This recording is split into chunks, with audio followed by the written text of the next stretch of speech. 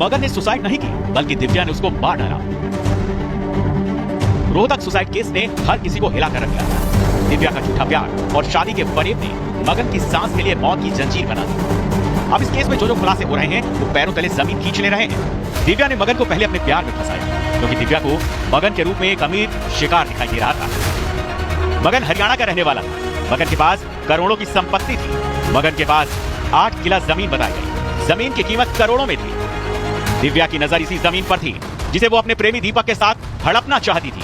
कई बार उसने जमीन बेचने के लिए दबाव भी बनाया था, लेकिन जब मगन नहीं माना तो गुस्से में आकर दिव्या ने अपने प्रेमी दीपक के साथ अश्लील वीडियो बनाकर मगन को भेज दिया, जिससे मगन टूट सा गया और 4 मिनट का एक वीडियो बनाकर खेत में उसने फांसी लगा ली। ये मगन के खेत बताए जा रहे हैं। सुबह वो इस खेत में आता है, काम करता है और उसके बाद घर चला जाता है, लेकिन सुबह ही उसकी पत्नी ने जो अश्लील वीडियो अपने बॉयफ्रेंड के साथ बनाकर मगन को भेजा, उस बात से वो बेहद परेशान था और यही कारण था कि सुबह उसने अपनी जिम्मेदारी पूरी की। अपने बेटे के लिए उसका पसंदीदा खाना लेकर वो घर पहुंचता है और 8 बजे के आसपास अपने घर से बाहर निकलता है और वापस इस खेत में पहुंचता है। यहाँ पहुंचने के बाद मगन दूसरा वीडियो बनाता है, जिसमें वो बता रहा है कि किस तरीके से उसकी पत्नी दिव्या और पत्नी का जो बॉयफ्रेंड दीपक कैसे उसको परेशान कर रहे थे, ब्लैकमेल कर रहे थे, धमकी दे रहे थे, अपने पिता की हत्या करने के लिए उकसा रहे थे, पैसों की मांग कर रहे थे। और उसी बात से परेशान होकर ये जो खेत में आप पेड़ देख रहे हैं, इसी पेड़ पर मगन ने फांसी लगाकर आत्महत्या कर ली। अब इस मामले में रोहतक पुलिस की जांच से जो जानकारी सामने आई है, उसकी तस्दीक वो वीडियो भी करती है जो सुसाइड से पहले मगन ने बनाई थी। दिव्या ने प्रेमी दीपक के साथ मिलकर पैसों की मांग की थी। दीपक ने मगन के पिता को मारने की धमकी दी थी। दिव्या ने मगन से 5 लाख की मांग की थी। मगन ने गेहूं बेचकर 1.5 लाख रुपए दिए। सोने का कड़ा गिरवी रखकर 2 लाख रुपए दिए। बहुत नॉर्मल स्वभाव का काम करने वाला लड़का था। कभी किसी को ऊंची आवाज में हमने आज तक सुना नहीं, ना किसी के साथ लड़ाई की, ना कभी झगड़ा किया जी। अब उसकी वीडियो से पता चला है, वो कह रहा है कि अपने पिताजी को मार दे और जमीन जो तेरे हिस्से आएगी उसको बेच कर मुंबई फ्लैट लेंगे या जमीन लेंगे, क्या लेंगे, ये मगन बता गया। मरने से कुछ मिनट पहले उन्होंने जो वीडियो वायरल करी उसी से पता चला। अभी देश सोनम की रची मर्डर मिस्ट्री से उबर नहीं पाया था। ये अब रोहतक के मगन सुसाइड कांड ने तहलका मचा दिया। मगन के पिता बता रहे हैं कि परिवार शादी से खुश नहीं था, लेकिन बेटे के जिद से हार गया और आज बेटे की जिंदगी से भी हार गया।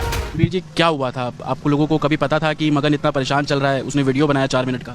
जी हमें पहले कोई पता नहीं था, हमें तो वीडियो देखने के बाद ही पता चला।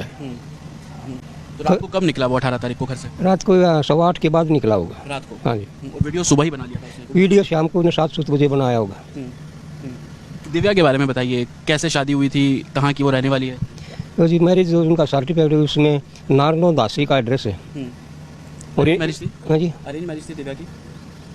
ये जी उसका है आर्य का कोर्ट या मंदिर क्या बोलते हैं उसकी, लव मैरिज। अच्छा। मगन का सुसाइड कांड ये बताता है कि पैसों के लालच में 6 साल की शादी, 4 साल के बेटों को भी छोड़कर इंसान तबाही बर्बादी की साजिश रच सकता है। Report Republic Bharat. और अब बात करेंगे छत्तीसगढ़ की राजधानी रायपुर में मेरठ पैटर्न पर हत्या का मामला सामने आया है। जिस तरह से मेरठ में शव को सीमेंट से भरे ड्रम में छिपाया गया था, और ठीक वैसे ही एक मामला रायपुर से सामने आया है, जहां शव सूटकेस में भरा हुआ था। मामले में पुलिस 2 आरोपियों को गिरफ्तार कर चुकी है।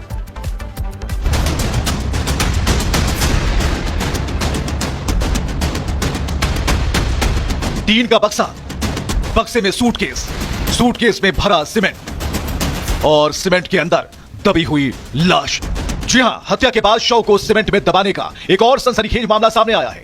मेरठ के ड्रम में सीमेंट के साथ भरी हुई लाश की खबरें आपको याद होगी। ठीक उसी पैटर्न पर छत्तीसगढ़ में हत्या कर शव को छिपाने की कोशिश की गई। घटना का खुलासा तब हुआ जब रायपुर के इंद्रप्रस्थ कॉलोनी के कुछ लोगों ने झाड़ियों में फेंके गए एक ट्रंक से भयानक बदबू आने की शिकायत की।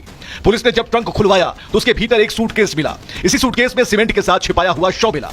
पुलिस ने जब जांच की तो एक के बाद एक हैरान करने वाले खुलासे होते गए। पुलिस ने जब आसपास के इलाके में लगे सीसीटीवी खंगाला तो उन्हें एक कार से इस ट्रंक को ले जाने की फुटेज मिली। लाश को फेंकने वाले पति और पत्नी की तस्वीरें कैमरे में कैद हो गई थीं।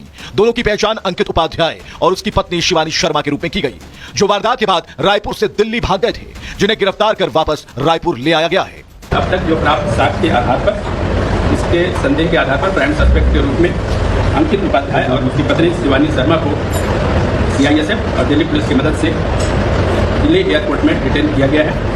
मृतक की पहचान किशोर बैंगरा के रूप में हुई है, जो रायपुर में अकेला रहता था। आशंका है कि उसकी प्रॉपर्टी हड़पने के लिए दोनों ने उसकी हत्या कर लाश को ठिकाने लगा दिया था। हालांकि इसकी पुष्टि अभी नहीं हो पाई है। सोमवार को रायपुर में एक सनसनीखेज वारदात हुई थी। आरडीए के इंद्रप्रस्थ कॉलोनी में लोगों को एक एल्युमिनियम की पेटी मिली थी जिससे बदबू आ रही थी। पुलिस ने जब उस पेटी को खोल के देखा तो अंदर सूटकेस था। सूटकेस को खोल के देखा तो अंदर कंक्रीट जमा हुआ था। जब उसे तोड़ा गया तो अंदर उसमें एक लाश मिली। वो लाश थी रायपुर के एक युवक की जो हांडीपारा में रहता था। इस मामले की छानबीन की गई तो पता लगा कि चंगोरा भाटा निवासी अंकित उपाध्याय और उनकी पत्नी ने इस पूरे वारदात को अंजाम दिया था। इस पे आपको बता दें यही घर है जहां पर अंकित उपाध्याय रहता था। आरोप है कि आरोपियों ने मेरठ पैटर्न पर सबूतों को मिटाने की कोशिश की। हत्या कर शव को पहले घर में छिपाने की कोशिश की। शव को सीमेंट से भरे एक सूटकेस में भर दिया गया। फिर आरोपियों ने एक नया ट्रंक खरीद कर लाया।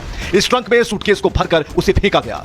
इस काम में इस्तेमाल कार पर फर्जी नंबर प्लेट भी लगाए गए थे, लेकिन सीसीटीवी से इस पूरे मामले का भंडाफोड़ हो गया।